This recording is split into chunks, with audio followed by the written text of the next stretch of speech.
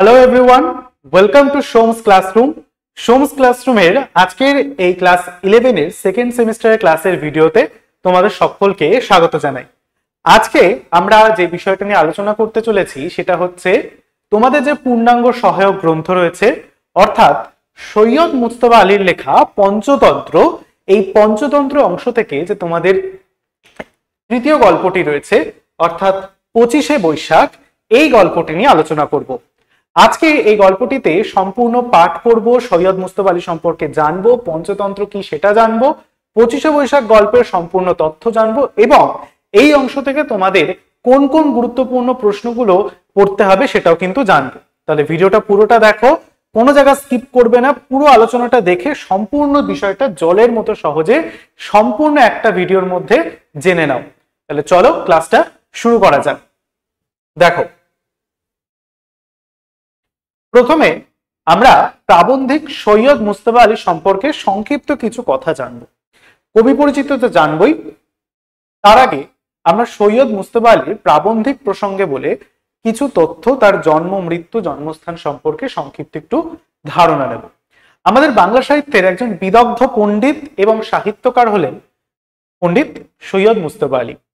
তিনি রবীন্দ্রনাথ আমাদের কবিগুরুর অত্যন্ত পরম স্নেহের ছাত্র। হ্যাঁ, ঠিক শুনছো একদম, রবীন্দ্রনাথের ছাত্র হচ্ছেন এই সৈয়দ মুজতবা আলী মহাশয়। তিনি শান্তিনিকেতনে পড়াশোনা করেছেন, বাংলা সাহিত্য, তুলনামূলক সাহিত্য এবং শব্দতত্ত্ব সাহিত্য নিয়েও পড়াশোনা করেছেন এবং তার জীবনে তিনি রবীন্দ্রনাথের সাহচর্য এবং রবীন্দ্রনাথের সান্নিধ্য সহ রবীন্দ্রনাথকে নিজের শিক্ষা গুরু হিসেবে কিন্তু লাভ করেছিলেন এই ব্যক্তিত্ব। কি লাকি মানুষ, তাই না? আমরা সবাই চাই রবীন্দ্রনাথের মতো একজন শিক্ষাগুরু হোক সৈয়দ মুজতবা আলী। সেই শিক্ষাগুরুকে নিজের জীবনে তার পরম পূজনীয় গুরুদেব হিসেবে পেয়েছিলেন। এই সৈয়দ মুজতবা আলীর জন্ম হয় 1904 খ্রিস্টাব্দের 13ই নভেম্বর এবং মৃত্যু 1974 খ্রিস্টাব্দের 11ই ফেব্রুয়ারি, অর্থাৎ 70 বছর বয়স পর্যন্ত তিনি বেঁচে ছিলেন। তার জন্মস্থান করিমগঞ্জ, আসাম, বর্তমান তৎকালীন বাংলাদেশের ব্রিটিশ শাসিত বাংলাদেশের করিমগঞ্জ নামক আসাম অঞ্চলটিতে। বোঝা গেল? এই হলো প্রাবন্ধিক প্রসঙ্গে সৈয়দ মুজতবা আলীর সংক্ষিপ্ত কিছু কথা এবং রবীন্দ্রনাথের পরম একজন ভালোবাসার ছাত্র। পরবর্তীতে সৈয়দ মুজতবা আলীর লেখা এই যে 25শে বৈশাখ আমাদের পাঠ্য গল্প, এটা গল্প তথা প্রবন্ধ একটা আমাদের মাথায় রাখতে হবে। সেটা কোথা থেকে নেওয়া হয়েছে, তার উৎস কি? পাঠ্য 25শে বৈশাখ রচনাটি প্রাবন্ধিক সৈয়দ মুজতবা আলীর পঞ্চতন্ত্র নামক রম্য রচনা গ্রন্থ থেকে নেওয়া হয়েছে। পঞ্চতন্ত্র যে তোমাদের মূল আলোচ্য বিষয়, সেটা হচ্ছে সৈয়দ মুজতবা আলীর লেখা একটি রম্য রচনা বিষয়ক গ্রন্থ, যেখান থেকে নেওয়া হয়েছে আমাদের এই 25শে বৈশাখ নামক প্রবন্ধটি। এই প্রবন্ধটি পঞ্চতন্ত্রের 22 সংখ্যক গল্প। সর্বমোট এই যে পঞ্চতন্ত্র যে প্রবন্ধ গ্রন্থ রম্য রচনা, সেখানে সর্বমোট 35টি এরকম বিভিন্ন বিচিত্র অভিজ্ঞতা সম্পন্ন 35টি প্রবন্ধ রয়েছে, যার মধ্যে থেকে 22 নম্বর বা 22 সংখ্যক প্রবন্ধ হচ্ছে 25শে বৈশাখ। এবার 25শে বৈশাখ সম্বন্ধে তোমরা কি জানো, কি আসে 25শে বৈশাখ সম্বন্ধে কথা শুনলে আমাদের মাথায়? সবার প্রথমে আসে রবীন্দ্রনাথ, কারণ 25শে বৈশাখ হচ্ছে রবীন্দ্রনাথের শুভ জন্মতিথি। এই জন্মতিথি উপলক্ষে তিনি রবীন্দ্রনাথকে উৎসর্গ করে তার সম্পূর্ণ এই যে আমাদের পাঠ্য গল্প রয়েছে, প্রবন্ধ রয়েছে, সেটা কিন্তু লিখেছেন। তোমরা সবার আগে তোমাদের পাঠ্য বইয়ের যে 25শে বৈশাখ অংশ রয়েছে সেটা কিন্তু খুলে অবশ্যই এই পাঠ্য বইটা পড়ে নেবে। চলো আমরা আলোচনার দিকে এগিয়ে যাই। প্রথমে দেখো, আমরা মূল আলোচনার দিকে একটু চলে এসেছি। তোমরা টেক্সট বইটা খুলে এরকম রেডি হয়ে নেবে, ঠিক আছে? চলো, প্রত্যেকটা লাইনের অর্থ, গুঢ়ার্থ, সন্নিহিত অর্থ ভালো করে বুঝবে। যদি কোথাও না বুঝতে পারো অবশ্যই কিন্তু কমেন্ট করে জানাবে। প্রথমে দেখো, রবীন্দ্রনাথের সাহচর্য পেয়েছিল, তাই যদি তাকে ব্যক্তিগতভাবে দেখি তাহলে আশা করি সুশীল পাঠক এবং সহৃদয়া পাঠিকা অপরাধ নেবেন না। এই যে বললাম, রবীন্দ্রনাথের পরম প্রিয় এবং সান্নিধ্য লাভ করেছেন আমাদের সৈয়দ মুজতবা আলী। তাই তিনি প্রথম লাইনেই বলেছেন রবীন্দ্রনাথের সাহচর্য পেয়েছিল, রবীন্দ্রনাথকে সান্নিধ্যে দেখার সুযোগ পেয়েছিলাম জীবনে। তাকে ব্যক্তিগতভাবে দেখি যদি, তাহলে আশা করি আমাদের যে পাঠক পাঠিকা রয়েছে, কিরকম পাঠিকা, সহৃদয়া পাঠিকা, এবং পাঠক কেমন, সুশীল পাঠক, অর্থাৎ তোমাদের কথা বলছে, আমাদের কথা বলছে, যারা আমরা গল্পটাকে পাঠ করছি সেই পাঠক পাঠিকার কথা বলছে। কারণ রবীন্দ্রনাথ আমাদের কাছে সবার একটা ইমোশনের জায়গা আমাদের কাছে।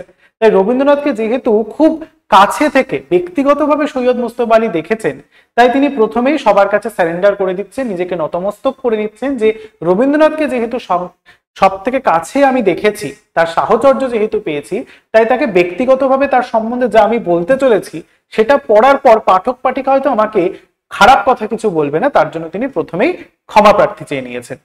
কি বলছেন, রবীন্দ্রনাথ উত্তম উপন্যাস লিখেছেন। রবীন্দ্রনাথ আমরা জানি সাহিত্যের সমস্ত ক্ষেত্রে তিনি বিচরণ করেছেন। তিনি আমাদের প্রাবন্ধিকের ভাষায় অতি উত্তম উপন্যাস রচনা করেছেন। সে তো আমরা সকলেই জানি, গোড়া উপন্যাস, অনবদ্য সৃষ্টি, ঘরে বাইরে উপন্যাস, অনবদ্য সৃষ্টি। ছোট গল্প লিখে না, ছোট গল্পে তিনি মপাসা, চেকভকে ছাড়িয়ে গিয়েছেন। খুব বিদগ্ধ দুজন বিদেশি এখানে ছোট গল্পকারের কথা বলা আছে। মপাসা, যিনি হচ্ছেন আধুনিক বাংলা ছোট গল্পের জনক, এবং চেকভ অর্থাৎ অ্যান্টন চেকভের কথা বলছে, তিনিও একজন বিদগ্ধ ছোট গল্পকার ইংরেজি সাহিত্যে। সেই ছোট গল্পের ক্ষেত্রে তিনি মফাসা, চেকভকেও ছাড়িয়ে গিয়েছেন। কাকে ছাড়িয়ে গিয়েছেন? আমাদের পরম পূজনীয় রবীন্দ্রনাথ কিন্তু এদেরকে অতিক্রম করে গেছেন। কি ক্ষেত্রে? ছোট গল্প রচনার ক্ষেত্রে। তিনি আবার উত্তম উপন্যাসও রচনা করেছেন। নাট্যে তিনি যে কোনো মিস্টিকের সঙ্গে প্রতিদ্বন্দ্বিতা করতে পারেন। নাট্য সাহিত্যের ক্ষেত্রে অর্থাৎ নাটক রচনার ক্ষেত্রে রবীন্দ্রনাথ যে কোনো সাহিত্যিকের যে কোনো নাট্য রচনার সঙ্গে প্রতিদ্বন্দ্বিতা বা পাল্লা দিতে পারে। তাহলে দেখো আমাদের রবীন্দ্রনাথ কতটা আমাদের সাহিত্য ক্ষেত্রে বিচরণ করেছে। কোন কোন ক্ষেত্রে? নাট্য সাহিত্য, কবিতা, তারপর হচ্ছে আমাদের গান, উপন্যাস, ছোট গল্প, প্রবন্ধ, কোন সাহিত্যে নেই রবীন্দ্রনাথ? তাই প্রথমেই তিনি বলছেন যে রবীন্দ্রনাথ উত্তম উপন্যাস লিখেছেন, ছোট গল্পে তিনি মফাসা, চেকভকে ছাড়িয়ে গিয়েছেন, নাট্যে তিনি যে কোনো মিস্টিকের সঙ্গে প্রতিদ্বন্দ্বিতা করতে পারেন, আবার কবি রূপে তিনি বিশ্বজনের প্রশংসা অর্জন করেছেন। সেটা তো আমাদের সবার জানা যে রবীন্দ্রনাথ কবি রূপে কতটা আমাদের কাছে পরিচিত এবং কবি রূপে সারা বিশ্বের কাছে কতটা পরিচিত সেটা তো আমাদের জানাই। তাই বলেছেন যে কবি রূপে তিনি বিশ্বজনের প্রশংসা অর্জন করেছেন। শব্দতত্ত্ব সম্বন্ধে তিনি যে গবেষণা করেছেন তার গভীরতা পণ্ডিতদের নির্বাক করে দিয়েছে। তার যে শব্দতত্ত্ব সম্পর্কে আলোচনা, শব্দতত্ত্ব কি? যে শাখায়, ভাষা বিজ্ঞানের যে শাখায় শব্দের উৎপত্তি, বিকাশ, তারপর হচ্ছে ব্যুৎপত্তি, এগুলো নিয়ে আলোচনা করা হয় তাকে শব্দতত্ত্ব বলা হয়ে থাকে। সেই শব্দতত্ত্ব বিষয়ক আলোচনাতেও রবীন্দ্রনাথ যে গবেষণা করেছেন সেই গবেষণার যে গভীরতা সেটা পণ্ডিতদেরও নির্বাক করে দিয়েছে। তার রাজনৈতিক দূরদৃষ্টি আরো কত বৎসর ভারতবাসীকে নব নব শিক্ষা দেবে তার ইয়াত্তা নেই। তার যে রাজনৈতিক দৃষ্টিভঙ্গি, যে সময়কে রবীন্দ্রনাথ তার সমগ্র রচনার সময় হিসেবে নির্বাচন করেছেন, সেই সময় চলছে ইংরেজ পিরিয়ড। সেই সময় দাঁড়িয়ে রাজনৈতিক চিন্তাধারার একজন বিশিষ্ট রাষ্ট্রচিন্তাবিদ, একজন আমাদের রাজনৈতিক গুরু হিসেবে রবীন্দ্রনাথ কিন্তু তখন পদার্পণ করেছিলেন। তার রাজনৈতিক দৃষ্টিভঙ্গি যে কতটা দূরদৃষ্টি সম্পন্ন সেটা ভারতবাসীকে নব নব শিক্ষা দেবে তার কোনো ইয়াত্তা নেই। আর গুরু রূপে তিনি যে শান্তিনিকেতন নির্মাণ করেছেন, আর গুরু মানে কি? গুরু হচ্ছেন শিক্ষক। তিনি যে শিক্ষক রূপে শান্তিনিকেতন নির্মাণ করেছেন বোলপুর গ্রামে, সেই শান্তিনিকেতন তার স্নিগ্ধ ছায়ায় বিশ্বজন একদিন সুখময় নীড় লাভ করবে সে বিষয়ে কোনো সন্দেহ নেই। এবং প্রাবন্ধিক মনে করছেন রবীন্দ্রনাথ যে শান্তিনিকেতন প্রতিষ্ঠা করে গেছেন সেই শান্তিনিকেতনও যেন একদিন মানুষের কাছে, সাধারণ মানুষের কাছে একদিন কি হয়ে উঠে দাঁড়াবে? শান্তির নীড়। এই যে খুব গুরুত্বপূর্ণ ইম্পর্টেন্ট লাইন, স্নিগ্ধ ছায়ায় বিশ্বজন একদিন সুখময় নীড় লাভ করবে সে বিষয়ে কোনো শান্তি নেই, কোনো সন্দেহ নেই। গুরুত্বপূর্ণ লাইনগুলো দাগাবে, এখান থেকে দাগাবে কবি রূপে তিনি বিশ্বজনের প্রশংসা অর্জন করেছেন, এগুলো একটু দাগাবে। হ্যাঁ, আমি এগুলো মুছে দিচ্ছি, তোমরা গুরুত্বপূর্ণ লাইনগুলো একটু দাগিয়ে নেবে।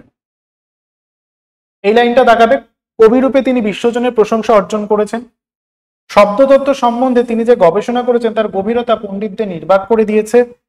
এবং তার স্নিগ্ধ ছায়ায় বিশ্বজন একদিন সুখময় নীড় লাভ করবে সে বিষয়ে কোনো সন্দেহ নেই। এই তিনটে প্রথম দিক থেকে লাইন তোমরা প্রশ্নের জন্য দাগিয়ে নেবে। বোঝা গেল? চলো পরের প্যারা।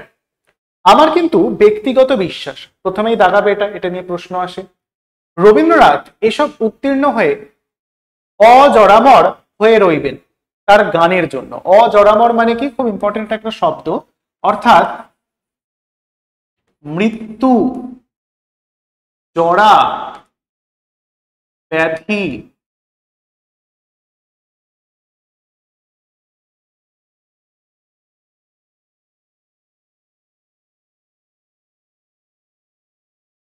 ইত্যাদি সকলকে রবীন্দ্রনাথ অতিক্রম করে যাবেন। কিসের দ্বারা? রবীন্দ্রনাথের অর্থাৎ আমাদের প্রাবন্ধিকের দৃঢ় বিশ্বাস হচ্ছে রবীন্দ্রনাথ এসবের থেকে উত্তীর্ণ হয়ে অজরামর অর্থাৎ মৃত্যু, জরা, ব্যাধি থেকে উত্তীর্ণ হয়ে যাবেন। কিসের জন্য? তার গানের জন্য। তার গান এতটা মুগ্ধ করে যে এই জিনিসগুলো, অর্থাৎ তিনি তো সাহিত্য ক্ষেত্রে উপন্যাস, ছোট গল্প, প্রবন্ধ, কবিতা সবকিছু লিখেছেন, কিন্তু যার কারণে তিনি অজরামর হয়ে থাকবেন, অর্থাৎ কি তিনি চির অমর হয়ে যাবেন, জরা ব্যাধির ঊর্ধ্বে উঠে যাবেন, সেটা হচ্ছে তার গানের সৃষ্টির জন্য। তার গান কিভাবে তার জীবনে অর্থাৎ প্রাবন্ধিকের জীবনে প্রভাব ফেলেছে সেটা এবার আমরা একটু জেনে নেব। বলছেন প্রাবন্ধিক, সুরের দিক দিয়ে নয় বা সুরের দিক দিয়ে বিচার করব না। সুরিত শান্তিদেব ঘোষ তার রবীন্দ্রসঙ্গীতে, এই যে শান্তিদেব ঘোষ, ইনি শান্তিনিকেতনের খুব গুরুত্বপূর্ণ একজন ক্যারেক্টার। শান্তিনিকেতনে তিনি বহু বছর থেকেছেন, তিনি একজন আশ্রমিক এবং রবীন্দ্রনাথের একজন আমাদের প্রাবন্ধিক সৈয়দ মুস্তফা আলীর সাথে সাথে তিনিও একজন রবীন্দ্রনাথের কিন্তু শিষ্য তথা ছাত্র। তিনি রবীন্দ্রনাথকে নিয়ে, তার সঙ্গীত জগৎকে নিয়ে গ্রন্থ রচনা করেছেন রবীন্দ্রসঙ্গীত। এখানে শান্তিদেব ঘোষের লেখা রবীন্দ্রসঙ্গীত এটা কিন্তু একটা প্রবন্ধ, একটা মানে গল্পের বই বা রবীন্দ্রনাথের রবীন্দ্রসঙ্গীত বিষয়ক বই একটা বলা যেতে পারে, যেটা শান্তিদেব ঘোষের লেখা। প্রাবন্ধিক বলছেন সুহৃদ অর্থাৎ ভালো বন্ধু, প্রাবন্ধিকের ভালো বন্ধু শান্তিদেব ঘোষ তার রবীন্দ্রসঙ্গীতে এমন কোন জিনিস বাদ দেননি যে সম্বন্ধে আপনি, আমি আর পাঁচজনকে কিছু বলে পারি। শান্তিদেব ঘোষ রবীন্দ্রনাথকেও খুব কাছ থেকে দেখেছেন সৈয়দ মুস্তফা আলীর মতো। তিনি তার গ্রন্থে রবীন্দ্রনাথকে নিয়ে রচনা করেছেন রবীন্দ্রসঙ্গীত নামক গ্রন্থ। এখানে রবীন্দ্রসঙ্গীতের সম্পূর্ণ যে গানের কালেকশন আছে সেটাকে তিনি বিশ্লেষণ করেছেন। সেই গ্রন্থে আমাদের প্রাবন্ধিক সৈয়দ মুস্তফা আলী বলছেন যে সেই গ্রন্থে এমন কোন জিনিস তিনি বাদ রাখেননি যে সম্বন্ধে আমি আর আপনি পাঁচজনকে বলবো। মানে সেই গ্রন্থে রবীন্দ্রসঙ্গীত সম্পর্কে সম্পূর্ণ আলোচনা করা রয়েছে, সেটা পড়তে হবে। আমি বিচার করছি, কিংবা বলুন মুগ্ধ হয়ে ভাবি যে কতগুলো অপূর্ব গুণের সমন্বয় হলে পর এরকম গান সৃষ্টি হতে পারে। খুব ইম্পর্টেন্ট লাইন, কতগুলো অপূর্ব গুণের সমন্বয় হলে পর এরকম গান সৃষ্টি হতে পারে। কবি বলছেন, আমাদের লেখক বলছেন যে কতগুলো ভালো গুণের সমষ্টি যদি এক জায়গায় হয়, রবীন্দ্রনাথের মধ্যে সেই গুণগুলো রয়েছে, সেই গুণগুলো এক জায়গায় হলে, সমন্বয় ঘটলে এরকম ধরনের গান সৃষ্টি হতে পারে। বোঝা গেল? সামান্য যে দু চারটে ভাষা জানি, তার ভিতরে আমি চিরজীবন যে রসের সন্ধান করেছি সেই হচ্ছে গীতিরস। আমাদের প্রাবন্ধিক সৈয়দ মুস্তফা আলী জীবনে 15টা ভাষা শিখেছিলেন। তিনি 15টা ভাষায় বিদগ্ধ পণ্ডিত ছিলেন, তবুও তিনি বিনম্রভাবে বলেছেন দেখো যে তিনি মাত্র দু চারটে ভাষা জানেন। খুব ইম্পর্টেন্ট একটা লাইন, এখানে আমরা আমাদের লেখকের প্রাবন্ধিকের বিনম্রতার পরিচয় পাচ্ছি। তিনি 15টা ভাষা জানা সত্ত্বেও নিজেকে প্রকাশ করছেন দু চারটে ভাষার অধিকারী হিসেবে। সেই দু চারটে ভাষা তিনি যা জানেন তার মধ্যেই তিনি চিরজীবন ধরে কিসের সন্ধান করেছেন? যে রসের সন্ধান করেছেন সেটা হচ্ছে একমাত্র গীতিরস। গানের রসকে তিনি সারা জীবন ধরে এতগুলো ভাষার মধ্যে খুঁজে গেছেন চিরকাল ধরে।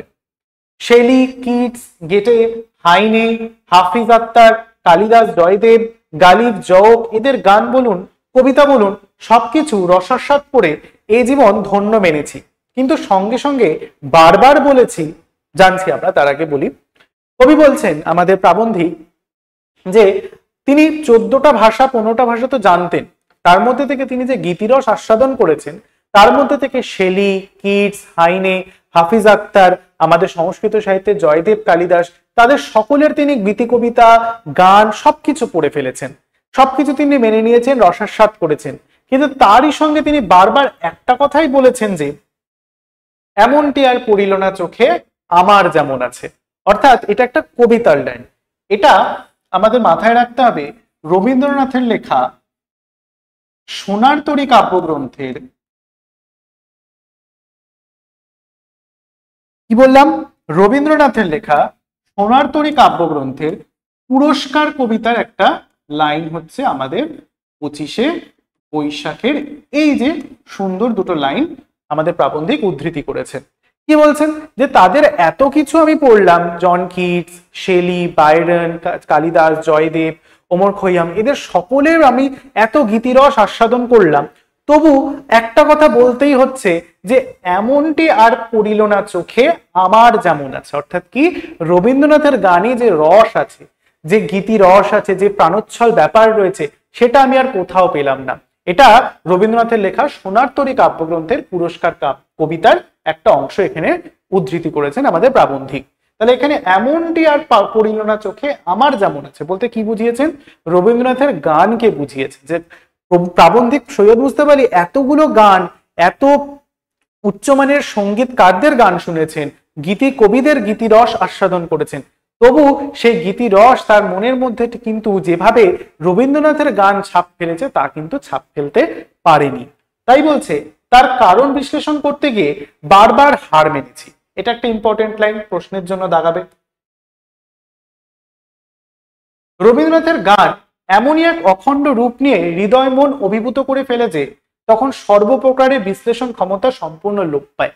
কি বলছে যে এত কিছুর যে আমি গান শুনেছি, সেই গানের মধ্যে রবীন্দ্রনাথের গানের যে একটা ফিল, একটা অনুভূতি আছে, সেটা কিন্তু আমি পাইনি। তার কারণ বিশ্লেষণ করতে গিয়ে আমি বারবার নিজের কাছে হার মেনেছি একটা জিনিসে, যে রবীন্দ্রনাথের গান এমন এক অখণ্ড রূপ নিয়ে আমাদের সম্পূর্ণ হৃদয় মনকে আবৃত করে ফেলে যে তার সর্বপ্রকার বিশ্লেষণের ক্ষমতা সম্পূর্ণ তখন লোপ পায়।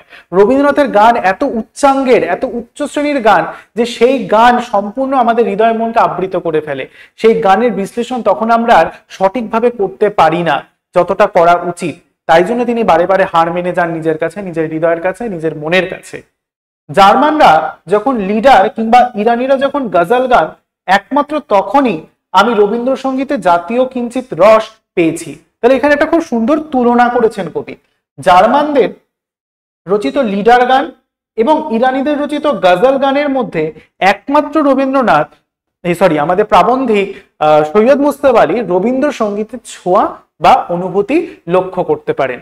তাই জন্য তিনি বলছেন যে রবীন্দ্রসঙ্গীত জাতীয় কিঞ্চিত রস পেয়েছি এই গানগুলোর মধ্যে। কোন গানের মধ্যে? জার্মানদের তৈরি লিডার এবং ইরানিদের তৈরি গজল গানের মধ্যে রবীন্দ্রনাথের জাতীয় সঙ্গীত বা রবীন্দ্রনাথের জাতীয় সঙ্গীত কিঞ্চিত রস প্রাবন্ধিক এর মধ্যে পেয়েছেন। তাহলে তুলনা বোঝা গেল। এখানে প্রাবন্ধিক কার সাথে কার তুলনা করছেন? প্রথমত জার্মানদের লিডার গান এবং ইরানিদের তৈরি গজল গানের সঙ্গে রবীন্দ্রনাথের জাতীয় সঙ্গীত বা রবীন্দ্রনাথ জাতীয় সঙ্গীত, রবীন্দ্র সঙ্গীতের তুলনা করছেন এখানে মূলত। তাই তিনি মনে করেন যে এই সমস্ত গানের মধ্যে তিনি যেন রবীন্দ্রনাথকে খুঁজে পান আংশিক রূপে, সম্পূর্ণ রূপে নয়। তাই একমাত্র সেগুলোর সঙ্গে রবীন্দ্রনাথের গানের তুলনা করে ঈষৎ বিশ্লেষণ করা যায়। তাই এটা একটা গুরুত্বপূর্ণ লাইন প্রশ্নের জন্য। কোন গানের সঙ্গে তাহলে তিনি তুলনা করেছেন? জার্মানদের লিডার এবং ইরানিদের গজলের সঙ্গে রবীন্দ্রসঙ্গীতকে প্রাবন্ধিক তুলনা করেছেন। পরবর্তীতে তখন ধরা পড়ে, যখন আমরা তুলনা করব বিভিন্ন এই যে গজল এবং লিডারদের মধ্যে, তখন ধরা পড়বে কি? রবীন্দ্রনাথের গানের অখণ্ড সম্পূর্ণ রূপটি তখন ধরা পড়বে। রবীন্দ্রনাথের গান কিরকম অখণ্ড এবং তার সম্পূর্ণ রূপটি তখনই তুলনা করলে ধরা পড়বে। বহু লিডার এবং গজল শুনে মনে হয়েছে এ গান অপূর্ব। এ গান যদি আরো অনেকক্ষণ ধরে চলতো তবে আরো ভালো লাগতো। অর্থাৎ শুধু যে অতৃপ্ত রেখে গিয়েছে তাই নয়, অসম্পূর্ণ বলেই মনে হয়েছে এই লিডার বা গজল আরো কিছুক্ষণ ধরে চলতে পারত। প্রাবন্ধিক মনে করছেন এই লিডার বা গজল গান তো রবীন্দ্রনাথের গানের সঙ্গে তুলনীয়, কিন্তু এই গানগুলোর মধ্যে একটা অসম্পূর্ণতা রয়েছে। এই গান যখন শুরু হয় তখন থেকে সেই অসম্পূর্ণতাটা চলতে থাকে এবং শেষ হওয়ার পরেও যেন মনের মধ্যে একটা কিঞ্চিত অতৃপ্তি রেখে যায়। এই গানগুলো শুনে মনে যেন কিছু না অসম্পূর্ণ থেকে গেল, এখনো জানা হলো না। সেই গানগুলোর মধ্যে রয়েছে, অর্থাৎ লিডার এবং গজলের মধ্যে সেই অসম্পূর্ণতাটা রয়েছে। রবীন্দ্রনাথের গান কখনোই অসম্পূর্ণ রূপে আমার সামনে দাঁড়ায়নি। খুব ইম্পর্টেন্ট একটা লাইন, এটা দিয়েও প্রশ্ন আসে।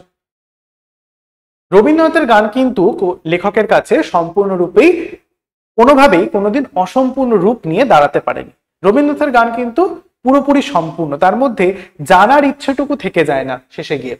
তার গান শুনে যদি কখনো মনে হয় থাকে এই গান আমাকে অতৃপ্ত রেখে গেল, তবে তার কারণ তার অসম্পূর্ণতা নয়, তার কারণ অতিশয় উচ্চাঙ্গে রসসৃষ্টি মাত্রই ব্যঞ্জনা এবং ধ্বনি প্রধান। তাই মাথায় রাখতে হবে, রবীন্দ্রনাথের গান শুনে প্রাবন্ধিক বলছেন যে রবীন্দ্রনাথের গান শুনে যদি আমার কখনো মনে হয় যে কিছু আমার কাছে অধরা থেকে গেল, আমার মনে অতৃপ্তি থেকে গেল, সেটা রবীন্দ্রনাথের গানের দোষ নয়, সেটা আমার দোষ। আমি সেই গানের উচ্চাঙ্গ মার্গের সঙ্গীতের যে মূল সুর হওয়া উচিত সেটা ধরতে পারছি না, এটা রবীন্দ্রনাথের গানের দোষ নয়, আমার অন্তরের দোষ। তার জন্য তাকে কি করতে হবে, বারে বারে সেই গানটাকে শুনে তার রসটাকে আহরণ করতে হবে। তাই জন্য আমাদের প্রাবন্ধিক বলেছেন যে রবীন্দ্রনাথের গান কখনোই অসম্পূর্ণ রূপে আমার সামনে দাঁড়ায়নি। তার গান শুনে যদি কখনো মনে হয়ে থাকে এই গান আমাকে অতৃপ্ত রেখে গেল, তবে তার কারণ তার অসম্পূর্ণতা নয়, রবীন্দ্রনাথের গান অসম্পূর্ণ নয়, তার কারণ অতিশয় উচ্চাঙ্গের রসসৃষ্টি মাত্রই ব্যঞ্জনা এবং ধ্বনি প্রধান। অর্থাৎ কি, রবীন্দ্রনাথের গান যেহেতু অত্যন্ত উচ্চাঙ্গের, সেই রসসৃষ্টির ব্যঞ্জনা এবং ধ্বনি প্রধান আমার মনের মধ্যে সঠিকভাবে প্রবেশ করতে পারেনি, আমি নিতে পারলাম না, আমার অন্তরে সেটা প্রবেশ করতে পারলাম না, সেটা আমার অক্ষমতা, রবীন্দ্রনাথের গানের অক্ষমতা নয়। তার ধর্ম সম্পূর্ণ অতৃপ্তি করে ও ব্যঞ্জনার অতৃপ্তি দিয়ে হৃদয় মন ভরে দেওয়া। তখন মনে হয় এই গান আমার সামনে যে ভুবন গড়ে দিয়ে গেল, তার প্রথম পরিচয়ে তার সবকিছু আমার জানা হলো না বটে, কিন্তু খেদ নেই, আবার শুনবো, তখন সেই ভুবনের আরো অনেকখানি আমার কাছে উদ্ভাসিত হয়ে উঠবে।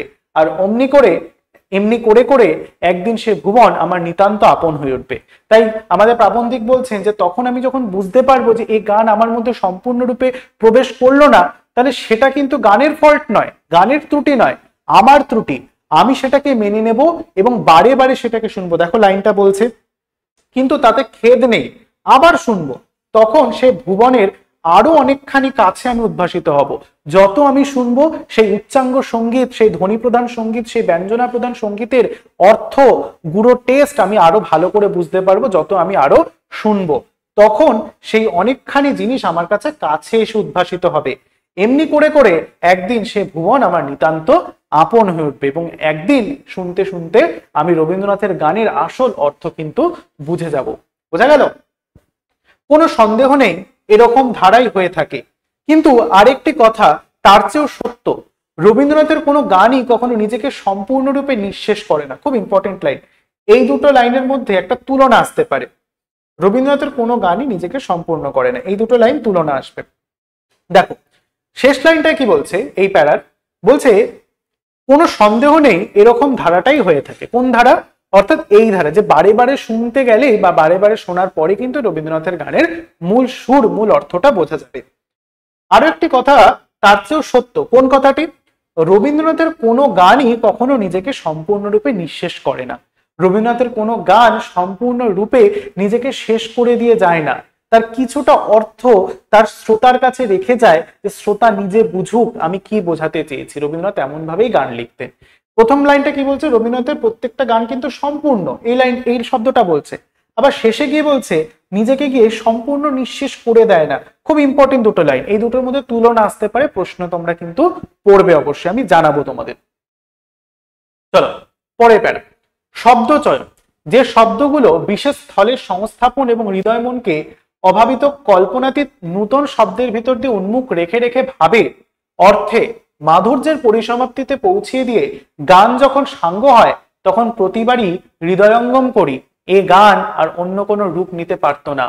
কবি আমাদের প্রাবন্ধিক বলছেন যে যখন বারে বারে তার গানগুলো শুনি তখন মনে হয় তার যে শব্দ চয়ন, তার যে শব্দের বিশেষ স্থলে সংস্থাপন, সবগুলো যেন হৃদয় মনকে অভিভূত করছে এবং প্রত্যেকটা জায়গায় কবিগুরু যা যা বসিয়ে গেছেন, গানের শব্দ যেভাবে স্বরলিপি লিখেছেন, প্রত্যেকটা জায়গা যেন একদম সঠিক, এটা ছাড়া যেন ওর জায়গা আর কেউ নিতে পারে না। অর্থাৎ রবীন্দ্রনাথের গান যেভাবে রবীন্দ্রনাথ সৃষ্টি করে গেছেন, যেভাবে তার সুর তাল ছন্দ সৃষ্টি করে গেছেন, সেটা ছাড়া যেন ওই বাইরে ওই গানটাকে আর কল্পনা করা যায় না। তুমি ধরো যে কোনো একটা গান রবীন্দ্রনাথের নিয়ে নাও, সেই সুর, সেই তাল, সেই ছন্দে তুমি গানটা শুনছো, কিন্তু হঠাৎ করে তুমি যখন সেটার একটা অন্য ভ্যারিয়েশন শুনতে যাবে, তোমার মনে হবে যে না, এটা ঠিক ভালো ঠেকছে না।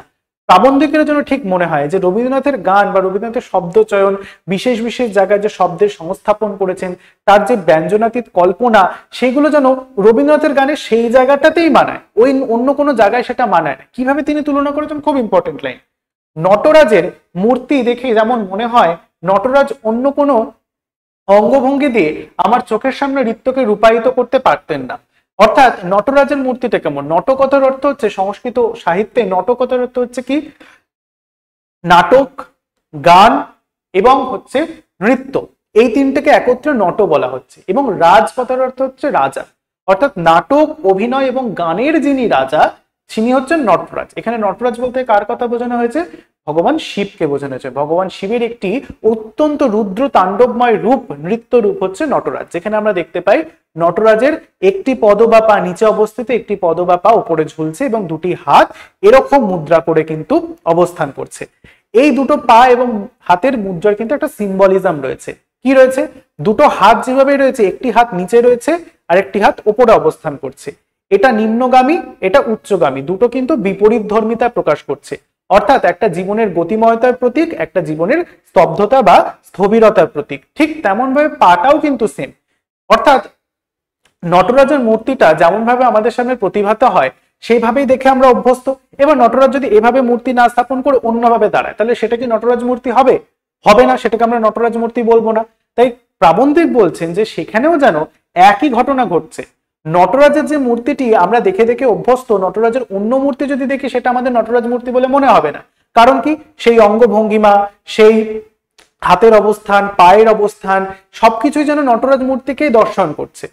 অনুরূপভাবে রবীন্দ্রনাথ যে গান রচনা করেছেন সেগুলো যেন সংস্থাপন এমন ভাবে করা রয়েছে, সেগুলোর অন্য ভ্যারিয়েশন বা অন্য ভাব কিন্তু আমাদের কাছে সঠিক বলে মনে হবে না। তাই বলি নটরাজের প্রত্যেকটি অঙ্গভঙ্গির মতো রবীন্দ্রনাথের গানের প্রত্যেকটি শব্দ যেন একই রকম।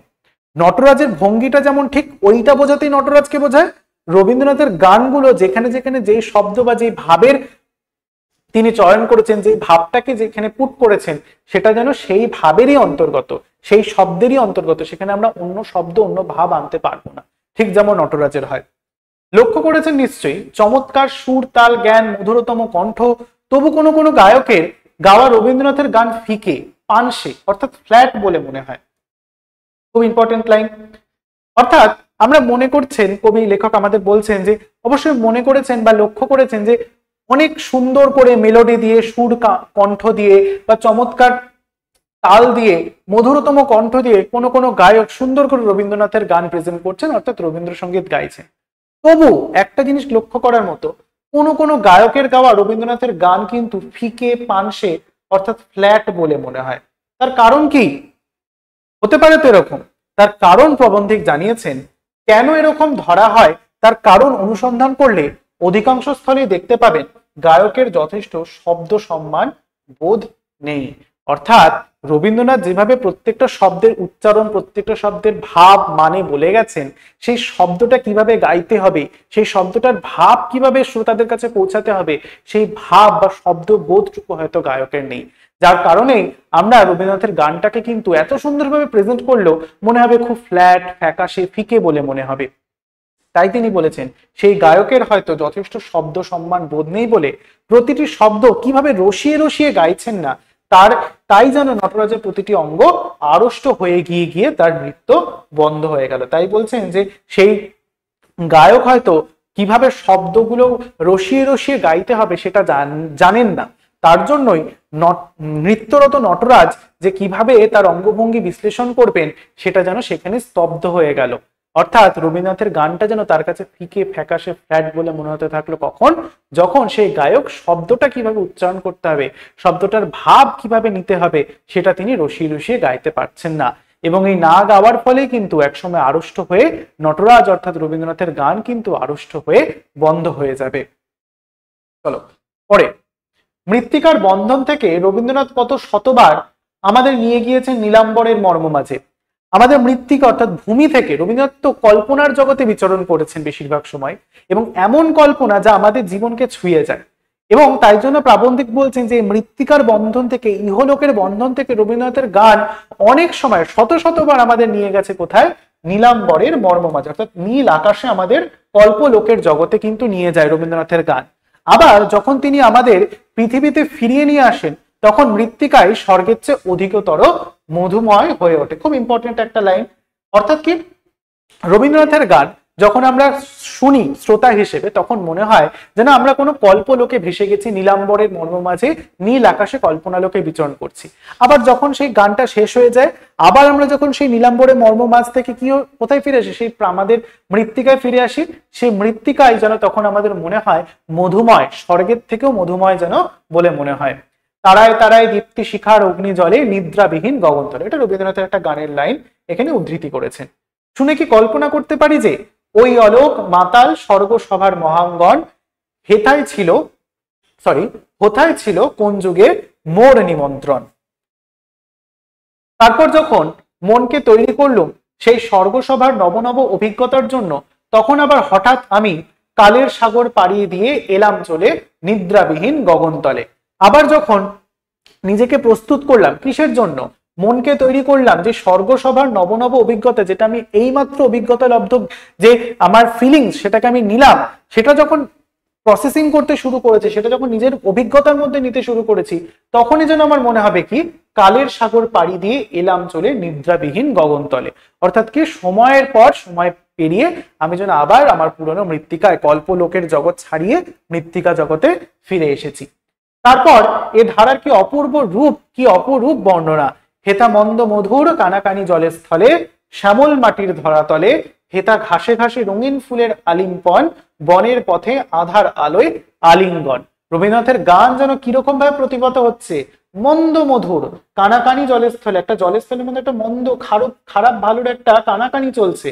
শ্যামল মাটির ধরাতলে, ধরাতলে অর্থাৎ পৃথিবীর বুকে সবুজ মাটির মধ্যে হেতা ঘাসে ঘাসে রঙিন ফুলের আলিঙ্গন, যেখানে আমরা আবার কল্পনা লোক আমার নিজেদের চারিপাশে গড়ে তুলতে পারছি রবীন্দ্রনাথের গান শোনার পর, যেখানে মনে হচ্ছে হেতা ঘাসে ঘাসে রঙিন ফুলের আলিঙ্গন, বনের পথে আধার আলোয় আলিঙ্গন। রবীন্দ্রনাথের গান আমাদের কাছে যেন আবার সেই কল্পনা লোকে আমাদের ভাসিয়ে নিয়ে গেল।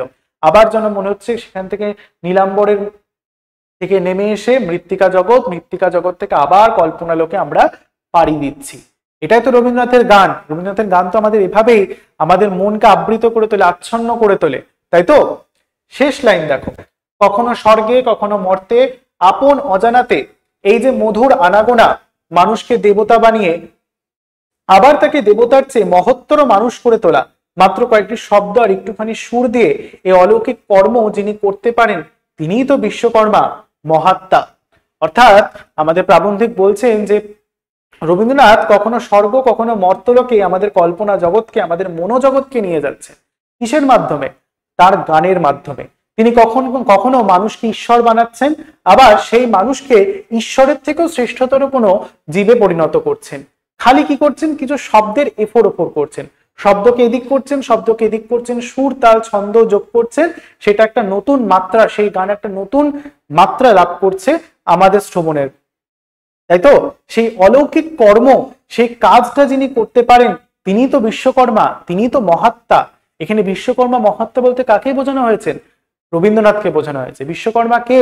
আমাদের স্বর্গের যিনি সব থেকে বেশি কর্ম করেন, অর্থাৎ যার জন্যই সমস্ত দেবদেবীরা অস্ত্র পেয়ে থাকেন, যার কারণে সবকিছু হয়ে থাকে, তিনি হচ্ছেন বিশ্বকর্মা। সেই বিশ্বকর্মা বা মহাত্মা হচ্ছেন আমাদের রবীন্দ্রনাথ। সেই রবীন্দ্রনাথকে এখানে কি করছেন? অলৌকিক কর্ম যিনি করতে পারেন তিনি বিশ্বকর্মা মহাত্মা বলে প্রতিভাত করেছেন সৈয়দ মুস্তফা আলী। বোঝা গেল? এরপর এই অংশ থেকে ভিত্তিপাঠ অংশটা তোমরা একটু বুঝবে। কি বলা হয়েছে?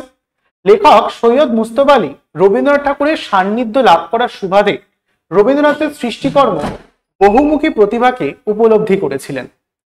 লেখকের দৃষ্টিতে রবীন্দ্রনাথ নিজের সঙ্গীত প্রতিভার জন্য অন্যান্য গুণ প্রতিভাকে ছাপিয়ে গিয়ে মানুষের হৃদয়ে চিরন্তন হয়ে রয়েছেন এবং হয়ে উঠেছেন বিশ্বকর্মা মহাত্মা। রবীন্দ্রনাথের গানের কিছু বিশেষত্বতা আমরা এই প্রবন্ধে পাচ্ছি, যেমন কি এই গান অখণ্ড এবং সম্পূর্ণ, গীতি রসে সমৃদ্ধ, ব্যঞ্জনা ও ধ্বনিময়তার জন্য উচ্চাঙ্গের রস সৃষ্টি করেছে রবীন্দ্রনাথের গান। রবীন্দ্রনাথের সীমা অসীমের তত্ত্ব এই তার গানে প্রতিভাত হয়েছে। এবং রবীন্দ্রনাথের গান কেমন? সুর ও শব্দের ব্যবহারের জাদু যেন আমাদের মনের মধ্যে ছড়িয়ে দিচ্ছে। এখানে রবীন্দ্রনাথের গানকে প্রাবন্ধিক সৈয়দ মুজতবা আলী তুলনা করেছেন দুটো জিনিসের সাথে। কিভাবে? জার্মানদের তৈরি লিডার গান এবং ইরানীয়দের গজল গানের সঙ্গে রবীন্দ্রসঙ্গীতের সুর এবং তৃপ্তিবোধকে তুলে ধরেছেন। আরো একটা জিনিস তুলে ধরেছেন, সেটা হচ্ছে নটরাজের নৃত্যের অঙ্গভঙ্গির সঙ্গে রবীন্দ্রসঙ্গীতের শব্দ ঝঙ্কারকে, রবীন্দ্রনাথের গানকে সৈয়দ মুজতবা আলী তুলে ধরেছেন। এটা হচ্ছে তোমাদের ভিত্তিপাঠ। তোমরা চাইলে অবশ্যই কিন্তু এটা একটা স্ক্রিনশট নিয়ে নিতে পারো। চলো, এই অংশ থেকে অর্থাৎ 25শে বৈশাখ, এই যে তোমাদের রম্য রচনার অন্তর্গত পাঠ্য প্রবন্ধ রয়েছে, সেখান থেকে তোমাদের যে গুরুত্বপূর্ণ প্রশ্নগুলো করতে হবে সেগুলো কিন্তু জেনে নেবে। তোমাদের যে পঞ্চতন্ত্র গল্প গ্রন্থ রয়েছে সেখান থেকে মূলত দুটো প্রশ্নের উত্তর লিখতে হবে, অর্থাৎ 5, 5, 10 নম্বরের। তোমরা যদি চাও 25শে বৈশাখ লিখতে, তাহলে কিন্তু অবশ্যই এই প্রশ্নগুলো তৈরি রাখবে।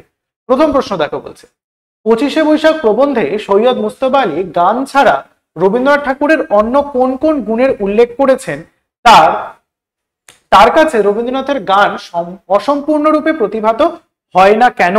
এটা একটা গুরুত্বপূর্ণ প্রশ্ন। এটা সংসদ নমুনা প্রশ্ন। তোমাদের এবছর যে নতুন মডেল প্রশ্ন দেওয়া হয়েছে সেখানে কিন্তু রয়েছে। দ্বিতীয় প্রশ্ন বলছে, আমার কিন্তু ব্যক্তিগত বিশ্বাস, কার কোন বিশ্বাসের কথা বলা হয়েছে? তিনি এই বিশ্বাসের প্রসঙ্গে কি কি বলেছেন? 3 নম্বর, কোন কোন গায়কের গাওয়া রবীন্দ্রসঙ্গীত ফিকে পানশেক লাগে কেন? এই বিষয়ে প্রাবন্ধিক সৈয়দ মুজতবা আলীর বক্তব্য কি? চতুর্থ প্রশ্ন, 25শে বৈশাখ প্রবন্ধে লেখক বলেছেন রবীন্দ্রনাথ ঠাকুর অজরামর হয়ে থাকবেন তার গানের জন্য। লেখকের এরূপ মন্তব্যের কারণ বিশ্লেষণ করো। খুব ইম্পর্টেন্ট প্রশ্ন 25শে বৈশাখ অংশ থেকে। পরেরটা দেখো, একমাত্র সেগুলোর সঙ্গে রবীন্দ্রনাথের গানের তুলনা করে ঈষৎ বিশ্লেষণ করা যায়। তাদের সঙ্গে রবীন্দ্রনাথের গানের তুলনা করা যায় এবং কেন? 6 দাগের প্রশ্ন, আশা করি সুশীল পাঠক এবং সহৃদয়া পাঠিকা অপরাধ নেবেন না। প্রসঙ্গ উল্লেখ করো, কেন পাঠক পাঠিকারা অপরাধ নেবেন না? 7 নম্বর প্রশ্ন, তার স্নিগ্ধ ছায়ায় বিশ্বজন একদিন সুখময় নীড় লাভ করবে, যে সে বিষয়ে কোনো সন্দেহ নেই। কার স্নিগ্ধ ছায়ার কথা বলা হয়েছে? সুখময় নীড়টি কেমন? বিশ্বজনের সুখময় নীড় লাভ করার বিষয়ে লেখকের সন্দেহ নেই কেন? 8 দাগের প্রশ্ন, নটরাজের প্রতিটি অঙ্গভঙ্গির মতো রবীন্দ্রনাথের গানের প্রতিটি শব্দ। রবীন্দ্রসঙ্গীতের সঙ্গে নটরাজের নৃত্যভঙ্গির তুলনা করার কারণ ব্যাখ্যা করো। পরবর্তী প্রশ্ন, তোমরা চাইলে এগুলো স্ক্রিনশট নিয়ে নেবে।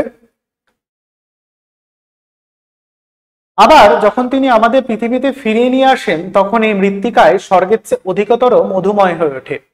কোন প্রসঙ্গে লেখক এমন মন্তব্য করেছেন? মন্তব্যটির তাৎপর্য ব্যাখ্যা করো।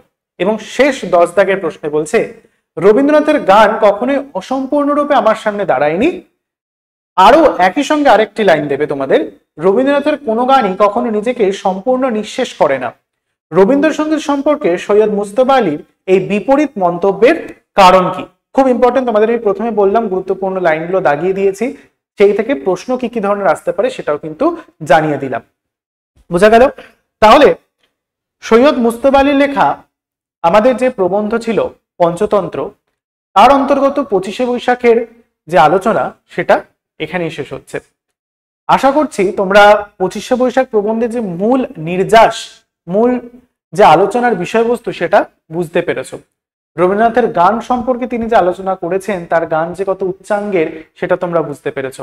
যদি বুঝতে পেরে থাকো এবং এই প্রশ্নগুলো যদি তোমরা পড়তে শুরু করো, তাহলে কিন্তু অবশ্যই কমেন্ট করে জানাবে যে স্যার বুঝতে পেরেছি, এটার বিষয়বস্তুটা কি এবং কোন কোন প্রশ্নগুলো পড়তে হবে।